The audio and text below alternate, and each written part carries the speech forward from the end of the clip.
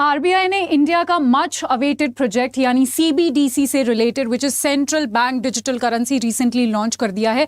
जैसा कि आप यहां पर मेरे बैकग्राउंड में देख सकते हो, बहुत सारे न्यूज़पेपर्स ने ये न्यूज़ जो है वो कवर करी है रिसेंटली।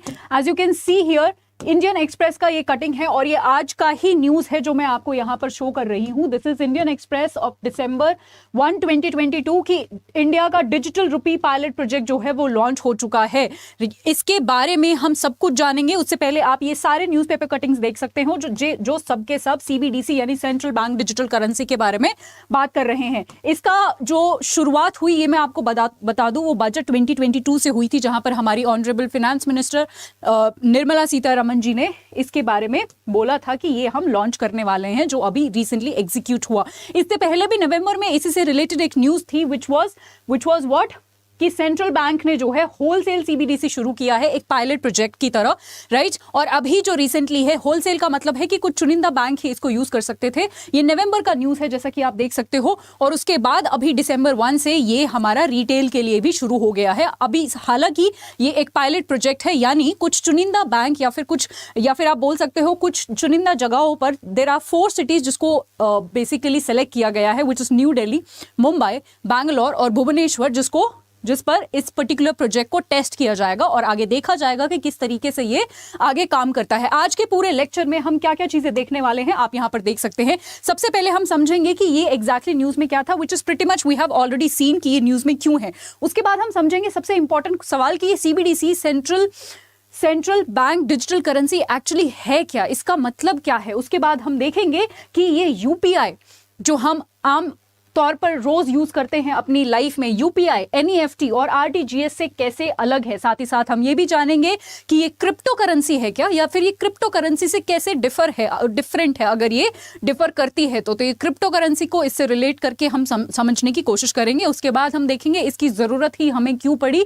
और इसके क्या एडवांटेजेस हैं, ये किस तरीके से हमें हेल्पफुल रहेगा, राइट। उसके बाद कुछ चैलेंजेस भी देखेंगे कि कुछ क्या क्या चैलेंजेस हैं इसको इंप्लीमेंट करने में जो आएंगे, या फिर इंप्लीमेंट करने के बाद जो चैलेंजेस हमारा देश जो है वो फेस कर सकता है। और फिर बाद में एट द एंड मैं आपको एक ग्लोबल सिनारियो के साथ भी अपने देश का एक कंपैरिजन करके दिखाना चाहती हूं, तो वो एक एंगल भी हम आज के लेक्चर में देखने वाले हैं। आई होप ये पूरा जो टॉपिक है ये बहुत ही इंटरेस्टिंग आपके लिए होगा। तो आज का टॉपिक शुरू करने से पहले मैं थोड़ा सा आपको हिस्ट्री में लेके जाना चाहती हूं, जहां पर मैं आपको बताऊंगी कि हमारे जो ऑनरेबल प्राइम मिनिस्टर हैं उनका जो एक सपना है कि डिजिटल इंडिया बनाना है, जिसमें एक सबसे इंपॉर्टेंट सेक्टर है ये करेंसीज वाला, इसको हमने डिजिटली हमने प्रमोट करना है। ये बेसिकली काफ़ी पहले से ही शुरू हो गया था, राइट। हालांकि 2014 के बाद बहुत सारी चीज़ों ने इसमें बहुत तेजी से तरक्की करी है, बट ये चीज़ें जो है वो शुरू हो गई थी 1990 में ही, जब हमने इलेक्ट्रॉनिक क्लियरिंग सर्विसेज लॉन्च किया था। उसके बाद 2004 में हमने RTGS which is real time gross settlement हमने लॉन्च किया था। उसके बाद हम एनईएफटी के कॉन्सेप्ट के साथ आए थे, which was national electronic fund transfer. Again कब आए थे? 2005 में। 2010 में हम आईएमपीएस यानी इमीडिएट पेमेंट सर्विसेज के साथ आए। 2011 में हम सीटीएस यानी चेक ट्रांजेक्शन सिस्टम के साथ आए। फिर हम एनईसीएच यानी नेशनल ऑटोमेटेड क्लियरिंग हाउस के साथ, और ये तो आपको पता ही है कितना इंपॉर्टेंट और कितना फेमस और कितनी स्पीड से इस टेक्नोलॉजी ने हमारे यहाँ पर इंप्रूव किया है। यूपीआई आप सभी को पता है, जिसके अलग अलग प्लेटफॉर्म्स हम रोजमर्रा की जिंदगी में यूज करते हैं, जैसे फोन पे, पेटीएम, गूगल पे एटसेट्रा, राइट। और फाइनली जो है हम अभी आ गए हैं 2022 में, जो बजट में प्रपोज हुआ था और अभी हमने इसको इंप्लीमेंट कर दिया है, which is CBDC central bank digital currency, या ई रूपी भी हम जिसको बोल रहे हैं, राइट। चलिए अब बात कर लेते हैं इसके मतलब की कि जी ये होता क्या है। ई रूपी आप बोल रहे हो, सीबीडीसी आप बोल रहे हो, ये है क्या? देखिए, ये एक तरीके का डिजिटल टोकन है जो बेसिकली एक लीगल टेंडर को रिप्रेजेंट करता है, या फिर आप बोल सकते हो ये कानूनी रूप से मान्य है, कानूनी रूप से ये वैध है, राइट। इसको हम अगर मैं एक सिंपल भाषा में बताऊं तो आप बोल सकते हो कि ये कैश का इलेक्ट्रॉनिक वर्जन है, कैश का इलेक्ट्रॉनिक फॉर्म है, ठीक है। अब इसके बारे में कुछ और डिटेल में चीजें देख लेते हैं कि ये जो डिजिटल रुपी है ये सेम डिनोमिनेशन में इशू होगा जिस तरीके से कैश के डिनोमिनेशन होते हैं, मतलब 500, 1000 ऐसे जो डिनोमिनेशन होते हैं, उसी तरीके से इसको भी रिलीज किया जाएगा। अब दूसरा सवाल आता है कि ये काम कैसे करेगा। तो सबसे पहले तो इसके जिसको रिस्पॉन्सिबिलिटी दी गई है, जिन बैंक्स को पायलट प्रोजेक्ट के तौर पर, वो बैंक्स है एसबीआई, आईसीआईसी, येस बैंक और आईडीएफसी बैंक्स को इसके लिए जिम्मेदारी दी गई है। और सिटीज का नाम मैं आपको ऑलरेडी बता चुकी हूं, जहां पर हम एक पायलट प्रोजेक्ट की तरह इसको टेस्ट करने वाले हैं, which is Mumbai, Delhi, Bangalore and Bhubaneswar. We have already discussed it. ये एक बेसिकली इसमें जो ट्रांजैक्शंस होंगे ये डिजिटल रुपी के फॉर्म में होंगे, मतलब पर्सन टू पर्सन भी हो सकते हैं या फिर पर्सन टू मर्चेंट, मतलब हम अगर किसी शॉपकीपर से कुछ खरीदते हैं तो वहां भी हम इसके थ्रू पेमेंट कर सकते हैं। ठीक है, ओके, अब हम कुछ जान लेते हैं एक बहुत इंपॉर्टेंट सवाल, क्योंकि अक्सर बच्चों के दिमाग में यही आता है कि ये भी डिजिटल करेंसी है और यूपीआई और ये सब जो हम कर रहे हैं ये भी डिजिटल है, तो इन दोनों में डिफरेंस क्या है। देखिए, इसमें बहुत बड़ा डिफरेंस है। सबसे बड़ा डिफरेंस तो ये है कि जो यूपीआई है is backed by physical currency. इसका मतलब क्या है कि मान लो, देखो, यूपीआई से या फिर फोन पे से आप कब पेमेंट कर पाते हो, जब आप अपने बैंक अकाउंट में फिजिकल मनी जो है वो जमा करवाते हो। आप जमा करवाते हो कुछ रुपए फिजिकल मनी, तभी आपके बैंक में वो शो करता है कि जी इतना बैलेंस है और आप यूपीआई क्यूआर कोड स्कैन करके आप पे करते हो। ई रुपी के साथ ऐसा कुछ नहीं होने वाला है। It is not necessarily be backed by physical currency. This is one major difference. दूसरा मेजर डिफरेंस जो है कि ये जो यूपीआई और ये सब जो ऊपर टेक्नोलॉजीज और जितने भी मेथड्स लिखे हुए हैं ये बेसिकली एक मीडिएटर बैंक के द्वारा हैंडल किए जाते हैं। ई रुपी के केस में ऐसा कुछ नहीं होगा। तो ये जो मीडिएशन है बैंकों की, जैसे फॉर एग्जांपल जितने भी कमर्शियल बैंक है, एचडीएफसी, आईसीआईसीआई, जितने भी बैंक्स हैं, इनका मीडिएशन कुछ नहीं होगा। ये सीधा सीधा आरबीआई द्वारा हैंडल किया जाएगा, which is it will be directly handled by और it will be operated by and controlled by completely the central bank of our country, RBI, right. तो इन दोनों में जो मेजर डिफरेंस है, I hope it is clear to you. अब अगला सवाल कि क्या ये क्रिप्टो करेंसी से सिमिलर है या क्रिप्टो करेंसी से अगर ये डिफर करता है तो किन एस्पेक्ट्स में ये क्रिप्टो करेंसी से अलग है। सबसे पहला और सबसे इंपॉर्टेंट डिफरेंस जो है वो ये है कि डिजिटल करेंसी जो हम सीबीडीसी की बात कर रहे हैं, ई रुपी की बात कर रहे हैं, उसको आरबीआई कंट्रोल करता है। हम सबको पता है कि क्रिप्टो करेंसी जो है उसको कोई रेगुलेट नहीं करता है, ना कोई बैंक उसको रेगुलेट कर रहा है, ना किसी भी देश की सरकार उसको रेगुलेट कर रही है। वेयर इन अगर हम क्रिप्टो करेंसी की बात इसकी सीबीडीसी की बात करते हैं तो उसको सेंट्रल बैंक जो है हमारे देश का कंट्रोल कर रहा है। And this is the major difference. If we talk about the regulations between both of them, this is the major difference you will find between these two currencies, right? उसके बाद ये जो डिजिटल करेंसी है ये बहुत सारे देशों ने, ऐसा नहीं है कि इंडिया ने ही पहली बार शुरू करी है, बहुत सारे ऐसे देश हैं जिन्होंने ऑलरेडी डिजिटल करेंसी का कॉन्सेप्ट शुरू कर दिया है और ये ग्लोबली एक्सेप्टेबल है। ऐसा नहीं है कि अगर आप डिजिटल करेंसी को बाहर लेके जाओगे, कहीं फॉरेन में ट्रैवल कर रहे हो, वो आपको एक्सेप्ट करने से नहीं मना कर सकते, ये हर जगह एक्सेप्टेबल है। वेयर इन आपको पता है क्रिप्टो करेंसी तो हमारे ही देश में एक्सेप्टेबल नहीं है, बैंक्स उसको नहीं प्रमोट कर रहे हैं, कोई भी कहीं भी आप जाते हो पेमेंट्स क्रिप्टो करेंसीज के थ्रू नहीं होती है हमारे यहाँ पर। तो ये तो ऐसी टेक्नोलॉजी है जो यहीं पर हमारे यहाँ पर एक्सेप्टेबल नहीं है। Where in this is acceptable everywhere, even at global level. Also this is more stable ये ज्यादा है। क्यों? क्योंकि इसको एक अथॉरिटी जो है वो कंट्रोल कर रही है।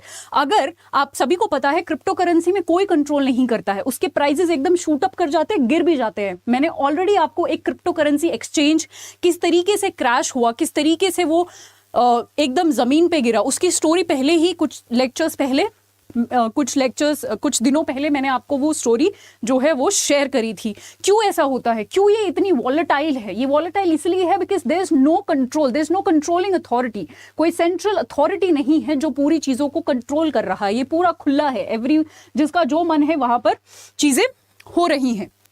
अगला डिफरेंस जान लेते हैं कि यहां पर जो ट्रांजैक्शंस हैं are only known to sender, receiver और बैंक, और यहां पर ये पब्लिकली अवेलेबल होता है, राइट। अगला difference, next difference, it needs a strong password to protect the digital wallet, right. यहां पर ये इंक्रिप्शन के थ्रू सिक्योर होता है, राइट। आई होप ये डिफरेंसेस अब क्लियर हैं। अब इसकी जरूरत हमें क्यों पड़ी और अगर हम ये ले आए हैं तो अब इसके फायदे क्या हैं? सबसे पहला फायदा और सबसे मेजर फायदा ये है कि जी जो ऑपरेशन कॉस्ट आती थी ना, पहले ऑपरेशन कॉस्ट आती थी फिजिकल कैश को मेंटेन करने में, ट्रांसफर करने में, ठीक है, एक बैंक से दूसरे बैंक का जब ट्रांसफर होता था या फिर पूरा जो मेंटेनेंस कॉस्ट आता था वो कहीं ना कहीं ई रुपी की आने की वजह से काफी हद तक कम हो जाएगा। उसके बाद हमें पता है फाइनेंशियल इंक्लूजन इससे बढ़ेगा। ये भी हमारी सरकार का एक सबसे महत्व और सबसे इंपॉर्टेंट मुद्दा है कि हमें फाइनेंशियल इंक्लूजन अपने देश में लाना है, यानी हर एक इंसान तक, हर एक पर्सन तक, हर एक व्यक्ति तक अपना बैंकिंग का बैंकिंग की फैसिलिटीज, बैंकिंग की सुविधाएं हमें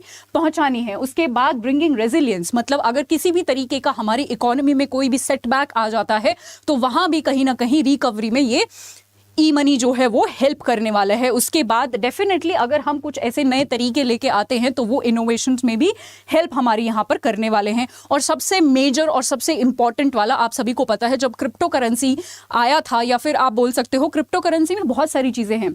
क्या क्या चीज़ें हैं? मनी लॉन्ड्रिंग के वहाँ पर केसेस होते हैं। हमने अक्सर बहुत सारे रिपोर्ट्स और बहुत सारे स्टैट्स पढ़े हैं जहाँ पर हमने देखा है कि मनी लॉन्ड्रिंग को वो प्रमोट करता है, टेरर फाइनेंसिंग को वो प्रमोट करता है, इन सब चीज़ों को प्रमोट करता है। तो अगर ई मनी कोई आता है और वो भी अगर हमारा सेंट्रल बैंक उसको लेके आ रहा है, मतलब एक इतनी इंपॉर्टेंट अथॉरिटी उसको लेके आ रही है, तो कहीं ना कहीं ये सब चीजें भी हम कर्ब कर पाएंगे। So to curtail money laundering, to curtail terror financing, e money is going to be really helpful for us. और अब एक इंटरनेशनल एंगल में आपको इससे जुड़ा हुआ बताना चाहती हूँ। देखिए, दो देश आप बोल सकते हो डेवलप्ड देश, यूएस और चाइना, इन दोनों के बीच में डिजिटल करेंसी को लेके एक प्रॉक्सी वॉर चलता रहता है। तो इंडिया ने अपना डिजिटल करेंसी लेके आया, इंडिया, ठीक है। इसका हमें ये फायदा होने वाला है कि इन दोनों कंट्रीज के बीच में जो प्रॉक्सी वॉर चल रहा है, इससे हमें कोई इंपैक्ट नहीं पहुंचेगा, या फिर हम उस इंपैक्ट को मिनिमाइज कर सकते हैं, क्योंकि अब हमारे पास अपनी खुद की एक डिजिटल करेंसी है। उन दोनों में अगर वॉर चल रहा है तो वो चलता रहेगा, जैसे भी वो सॉर्ट आउट करे। हमें अपनी फाइनेंशियल स्टेबिलिटी पर ध्यान देना है, हमें अपनी फाइनेंशियल स्टेबिलिटी को बचा के रखना है। तो कल को अगर कुछ भी इन दोनों देशों के बीच में हुआ, उसकी वजह से हमारे ऊपर नहीं इंपैक्ट पड़ना चाहिए। तो ये एक ग्लोबल एंगल है जो मैं आप सभी को बताना यहां पर चाहती थी, राइट।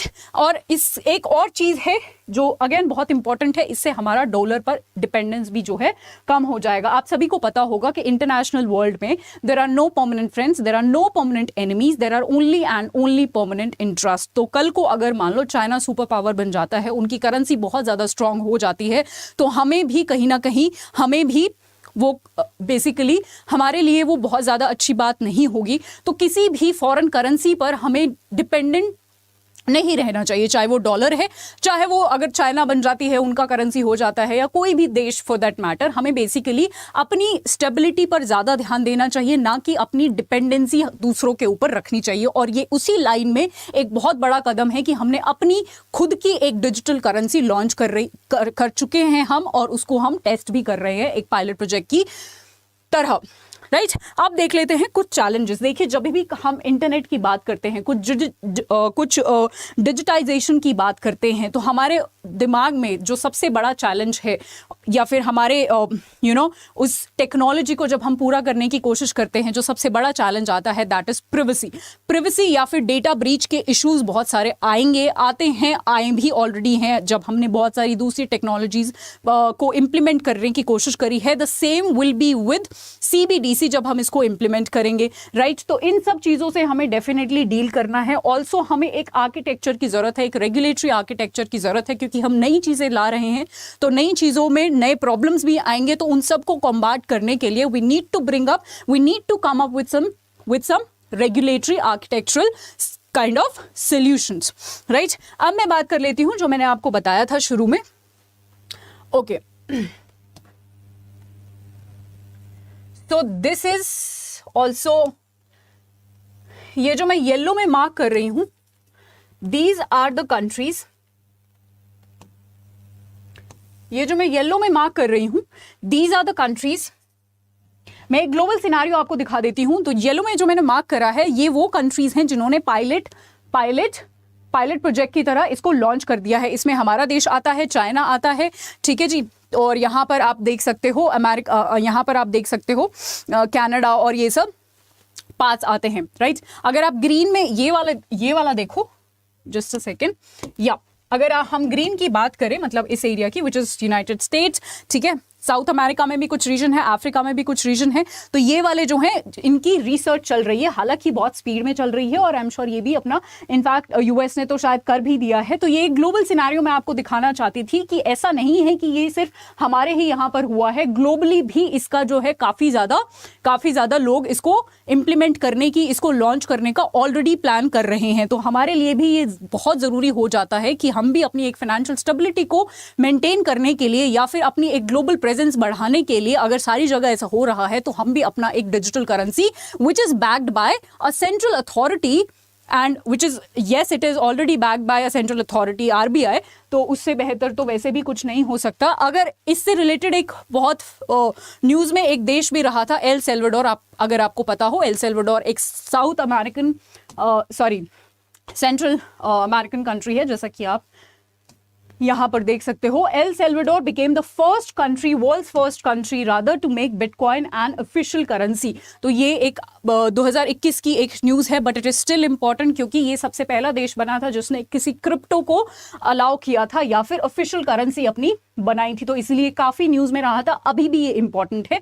सो आई होप ये जो पूरा मैंने आपको एनालिसिस दिया है ये आपके लिए काफी हेल्पफुल रहा होगा और काफी इंफॉर्मेटिव आपके लिए रहा होगा। आपको ये पूरा कॉन्सेप्ट, जितने भी मतलब से लेके चैलेंजेस तक, सब कुछ आपको क्लियर हो गया होगा। आज के लिए इतना ही, कल मैं फिर से कुछ बर्निंग इश्यूज के साथ आऊंगी। Till then stay tuned, thank you so much.